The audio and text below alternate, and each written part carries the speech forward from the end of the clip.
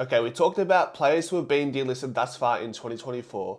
Let's have a look now at players who are out of contract at the end of next year who may seem like they're out of favour right now, or I think are a good fit for Collingwood and probably need a fresh start at a new club. The reason why we're specifically looking at players that have contracts ending at the end of 2025 is because it's an amicable and beneficial way for both club and player to get the most out of a potential trade.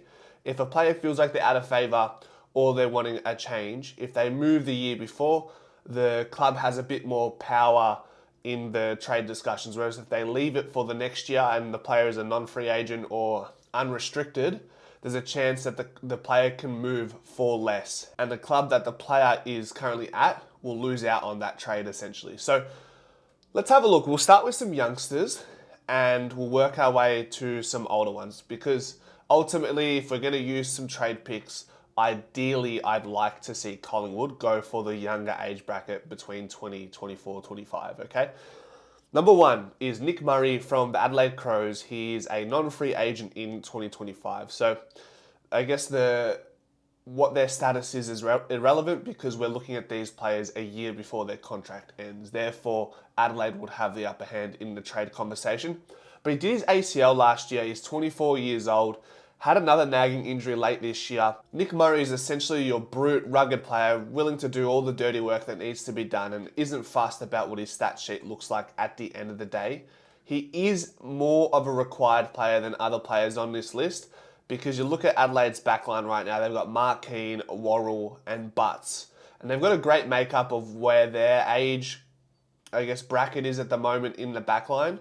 But outside of that, they don't have a lot of depth. So out of all the players in this list, I feel like he's the least likely to move. But with the ACL being out of contract next year, is there a world where we can get Nick Murray over to Collingwood for perhaps a second round pick? Moving into a Carlton player, we've got two Carlton players in here, so don't hate me for that. But we've got Adam Cerra. He's 25 years old. He's a great ball user. We know Carlton are needing to make room on their list for inbound players like Nick Haynes and potentially a Dan Houston. They've got a bunch of draft picks and they've got to bring in the two Camporelli brothers and make some elevations in the rookie list. So there is room that needs to be made. Cerra plays wing and midfield typically, so why he's a good fit at Collingwood is because it allows Josh Dacos to continue playing in the back line as the half-back flanker.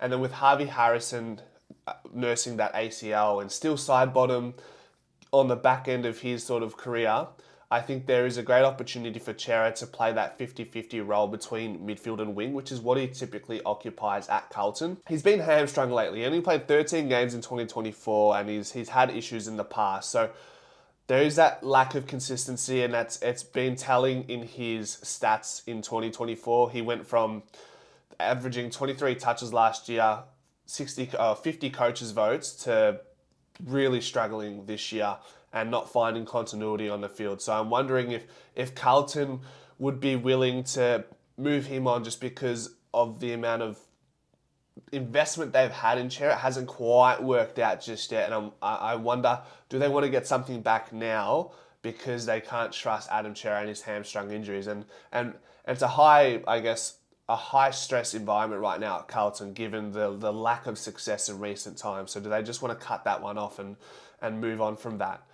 What would Carlton probably accept? I'd imagine it'd be a first rounder. On the proviso that Collingwood give Carlton a first rounder for Cerra, I'd be definitely asking for a second rounder back to ensure that we can stockpile second round picks for Thomas McGuan in that 2025 draft. Next up, this one is another interesting one. Will Phillips from North, who's 22 years old, was a former top 3 draft pick. He's played 11 games this year, averages 50% of the centre bounce attendances, and has played 70% time on ground. So reasonably out of favour this year. He's an inside mid typically, and played that really good game against Collingwood, playing that tagger role against Nick Dacos. And then when he was taken off, Shields was put onto him, and Nick Dacos essentially won us the game, or helped us go a long way in winning that game. So the question for me is, does Will Phillips just need a fresh start? I mean, he was a prosperous player in his youth, playing at the Oakley Chargers, and he's up against players like Luke Davies-Uniacke, Tom Powell, George Wardlaw, who's probably directly competing with when it comes to their roles in the team, Harry Sheasel and Simpkin as well. So I just don't think there's room for Will Phillips within that midfield engine room. And God, just looking at that team on list as a midfield moving forward for North, if that team can't win games next year and make the top 8, that would be bemusing. So I think there is a world where we can get George Wardlaw for a second round pick. I definitely wouldn't be giving up a first round pick for someone who hasn't found their feet at AFL level just yet. But to bring him over for a second round pick, I'd be more than happy to do so. The last youngster we have here is Callum Brown from GWS. He's 24 years old.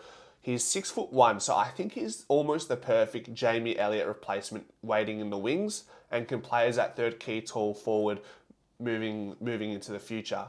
Currently out of favour at GWS, played 13 games. He kicked 17 goals, which isn't too bad considering he kicked 19 goals in 2023, having played 6 more games in that year. But you just have to look at what's around him. He's competing with Darcy Jones, who is a small forward, I understand that. Toby McMullen, also a small forward. But then you got Aaron Cadman, who plays that third key tall forward role, and he's played 20 games this year. Behind Hogan and Riccardi. And then you got Toby Green and Brett Daniels, which is, how are you competing with that? So I can understand where he's having issues. And I would say GWS's forward line is probably, or their small to medium-sized forward department is the best in the league. Collingwood's not too far off. And their age profile is much younger than Collingwood's when it comes to their forward line. I would say there is room for Callum Brown in our forward line. And once again, this could be a matter of, can we get away with a third round pick with Callum Brown? I'm not so sure. Potentially, I'd be willing to throw that out there, but just to play it safe, I'd call it another second round pick in my opinion.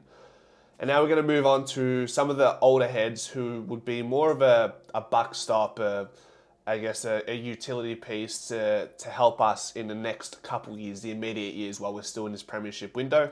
We've got Sam Frost, who's 31 years old, has had a great year at the Hawks, right? And unfortunately will not play any further games this year due to a foot injury, and played every game up until that moment, unfortunately. And while has been the laughing stock in the AFL at times when we see him with the ball running and dashing, we get a little bit concerned. But he's that same type of player that we're looking for. Sort of being able to lock down, not concerned about the stats and just do all the dirty work. And that's exactly what we're looking for to help Darcy more.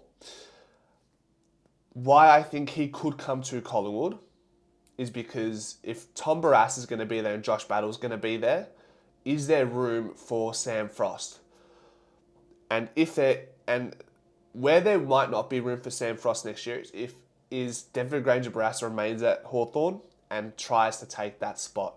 And then ultimately you're left with one of those two players on the outer. So either way it could work. We could even go for a Granger Barrass if that ends up transpiring. But we're looking at right now, who can we go for out of those two? I think Sam Frost would be more realistic as Hawthorn. If they're thinking right now we want to keep Granger Barrass, then maybe Sam Frost is on the outer, and that's something we could definitely think about going into this trade window. Next one, Mitch McGovern from Carlton. This one's a little bit iffy. I'm not sold on this guy. Something tells me his mental fortitude isn't there. I don't know. It's just the look I get from him when I'm watching him play. And I've watched a lot of Mitch McGovern over the course of the years. 30 years old, injury prone, we know that. He's not quite the second key tall forward, but he's a great kick and a great interceptor when he's playing his best footy. He can be a bit lazy at times. I would not be giving up anything more than a third round draft pick for Mitch McGovern, but I thought I'd throw his name in the hat and see what you guys think. He's probably my least desired out of all these players here, but still worth a thought. And then something a little bit left field here is Lewis Melican from the Sydney Swans. Has really revived his career over the last 2 seasons. He's been in the AFL for 11 years. 28 years old. He's from Victoria, Colac, if that's in Victoria, I hope. He's averaging 2 intercept marks per game. He's a key position size, but I just think it will be also hard to get him out of Sydney with Rampy nearing on retirement, Paddy McCartan forced into retirement, and then Aaron Francis has sort of just been thrown around and not doing much. And outside of that, he's been paired up with Tom McCartan, which has worked very well, and they've been a really good tandem this year. So along with I guess Nick Murray being less likely, I'd put probably Melican in the same category. But those are some players that we haven't really spoken about in this trade window, I would imagine, and just wanted to put more food to thought and see what you guys think. And man, it's silly season. Let's talk about any and every player that is out of contract next year, delisted. Like, this is the beauty of the off season. That's what I love about it, and I'll continue to do that. Go Pies.